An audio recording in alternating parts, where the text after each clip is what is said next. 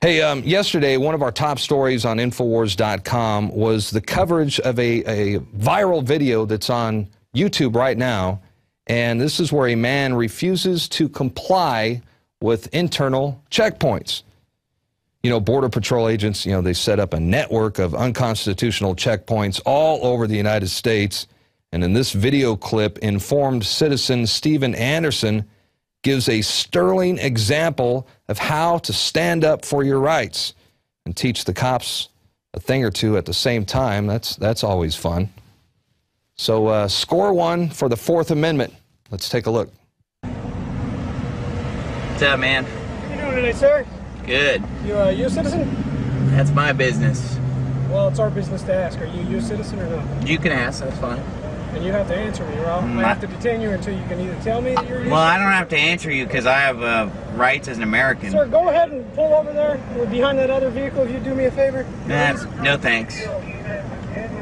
I'd like to just go on my way. You can go on your way as soon as you tell me if you're a U.S. citizen. Well, I didn't know that I have to go around proving that I'm a citizen. Do I need to, show my papers like the Nazis? Or immigration. I'm not. Am I immigrating somewhere? Or Negative, but we're supposed to check on. Is this Mexico or the United States? Just answer the question, yes or no. Well, let me ask you this. Is this Nazi Germany now? I have to show my papers? Hold on a second.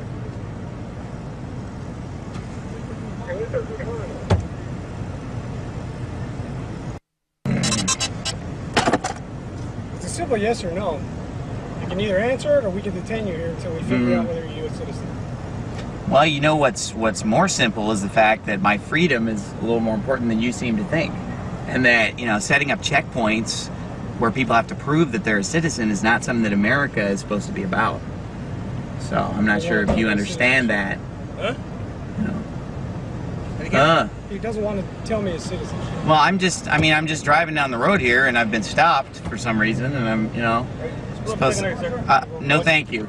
I want you to pull up secondary, sir. No thanks. I want to go free on my way.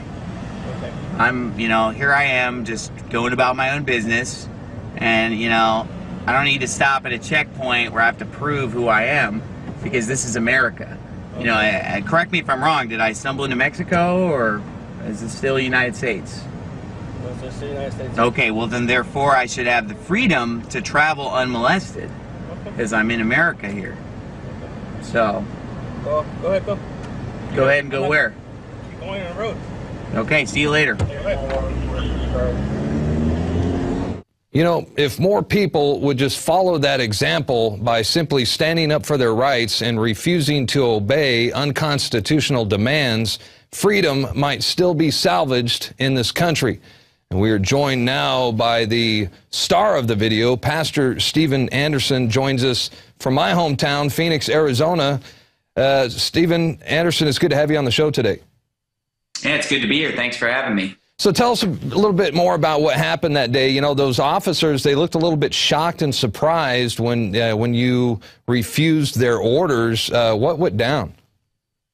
Well, I was on my way to work in California, and I ended up going through 3 checkpoints within about 90 minutes. The first checkpoint was the agricultural inspection, which I didn't get that on video, unfortunately, but they wanted to search the trunk of my car. I told them I wasn't a commercial vehicle, I wasn't hauling any produce, but they tried to insist on searching my car. Finally, they let me go after a few minutes, and then I showed up at the second checkpoint where the video starts, and they asked me if I was a citizen, and I've been going through these checkpoints for years. I never answer any of their questions because, frankly, I don't feel like I should have to. I'm just traveling around doing my own business. I shouldn't have to be stopped and interrogated at these things. And then the third checkpoint I went to, they just instantly, they didn't even ask me if I was a citizen. They just instantly said, go to secondary so that your car can be inspected. And they were just planning on searching my vehicle. So I think the reason why they look so shocked that I'm telling them no is that thousands of people are going through these things every day, and I think very few people are telling them no. I think everybody just goes along with it. Maybe they're afraid to stand up to them, or maybe they just don't understand how serious this is. They might think it's just a really minor inconvenience, but the scary part is where this is going. It might seem small now, a small inconvenience, but these checkpoints are the infrastructure being set up for even more invasive checkpoints that are going to be used in the future. They're just getting us used to it, getting us acclimated to it.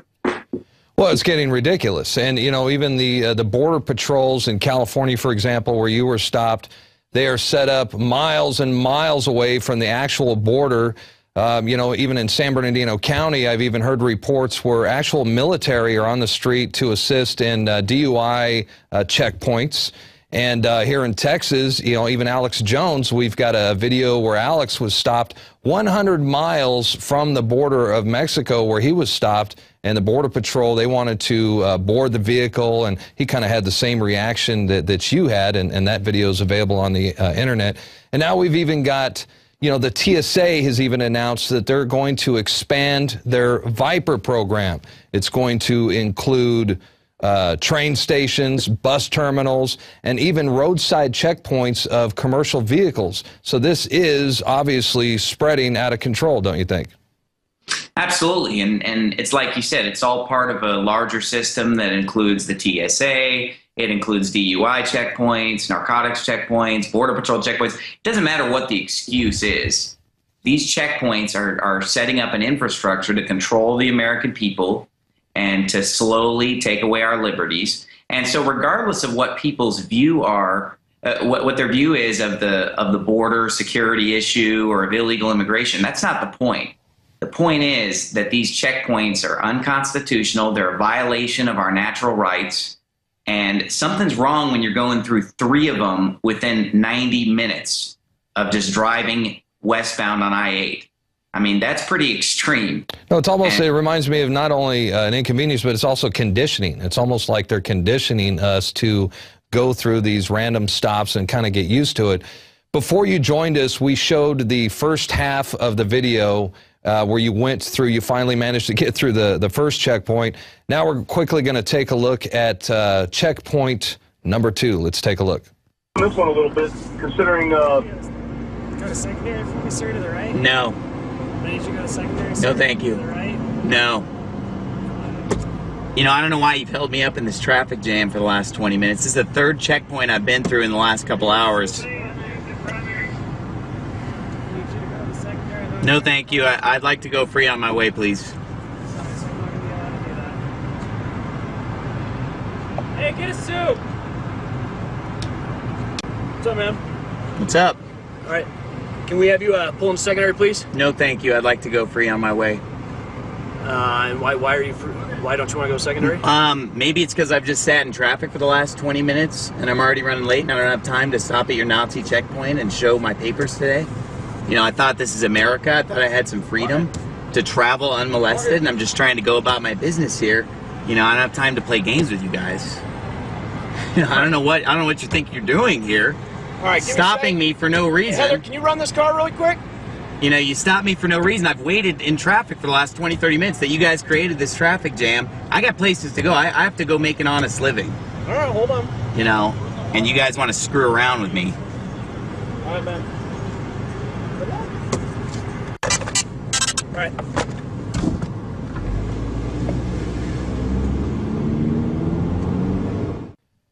Well, as sad as it is to see America finally getting to this point, it's also encouraging to see patriotic individuals like yourself, you know, standing up to these thugs.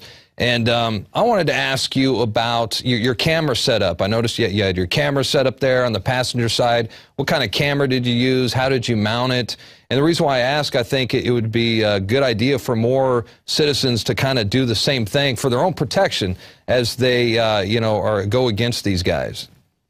Right. Well, the good news is there's nothing fancy about my setup. It was just a basic JVC camcorder, just a little typical handy cam like anybody would pick up at the electronics store. And, you know, my fancy mount was basically I just had a sweater sitting on the passenger seat, and I just kind of bunched up the sweater to get the right angle. Well, that's good. So, that's good. I don't really have a fancy camera mount or anything. I just like to carry a camera everywhere I go because, you know, I want to document this stuff because of the fact that there are a lot of people who live in other parts of the country, and they might hear about something like this and think it's exaggerated, and it doesn't really hit home with them until they actually see what these checkpoints are like. So that's why I like to video it and put it online. And I'm hoping that people will see what I did and do the exact same thing. because even if just a small percentage of people acted the way that I do when I go through these checkpoints, I think it would back them down. Yeah, and when you post them on YouTube, it catches on. People kind of see how they could react to a similar situation. And do you, now you're a pastor there in Tempe, do you discuss this in church at all? You know, do you tell people at church what happened and what you went through? I do. It's not a huge emphasis of my ministry. Obviously, I focus mostly on preaching the Bible and on spiritual things. But definitely before and after the services, we'll talk about stuff like this. And I've gone into it from the pulpit as well when it was applicable to the part of the Bible that I was preaching. Sure.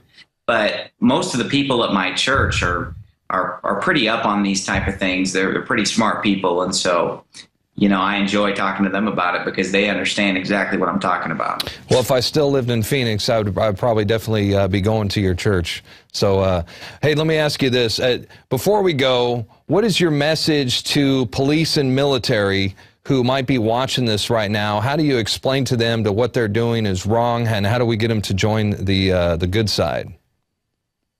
Well, I guess they just need to read a history book would probably be where they need to start, because that's really... When I started waking up to these things back in around 2008 with the Ron Paul campaign and just a lot of things that kind of got my attention, you know, I started doing a lot of reading of history. And I think that the problem is people just don't know history, so they don't realize that these checkpoints are just the beginning. And they're very naive to think that it's just going to stop with what's going on with the TSA at the airport, these checkpoints. They don't realize that this is just the beginning of a program of total enslavement and a totalitarian government. And then I also have a message for Christians who basically look at something like this and say that we shouldn't be fighting this battle. You know, I don't see how you can be a Bible-believing Christian and not understand that the Bible clearly says that there's going to be a one-world government, that there's going to be a mark of the beast in people's right hand and in their forehead. And these checkpoints are just a setting up of that police state that's going to make that possible to control people and make sure that they, you know, bow down and worship the Antichrist and what have you. Well said. And, you know, thank you for joining us. You know, keep that camera rolling, because I'm sure there will be other incidences. This isn't your first incident. I know you've you've actually got tased. Tell us about the time you got tased, because weren't you on the Alex Jones show before because of another incident? Right. That was back in 2009, and I've gone through there hundreds of times without complying. I haven't got them all on video. Some of them just weren't that interesting, so I didn't upload them. But the time in 2009, you know, they would not take no for an answer. And after about an hour and a half of a standoff, they ended up busting out my windows, tasering me for 22 seconds, and shoving my face in broken glass. I ended up in the hospital having to get stitches in my head and spent the night in jail. But later a jury found me not guilty on all charges, and now we're taking them to court in a federal lawsuit. So hopefully we'll have an update on that by the end of the year. That's a pretty slow process, but I'm looking forward to that. Sure. We'll keep us updated on that as well. And obviously you're not too intimidated because you're still standing up to these guys. Thanks for joining us. Keep that camera rolling. The next incident, we'll be looking out for it. Sounds good. Thanks. All right, bud. Thank you.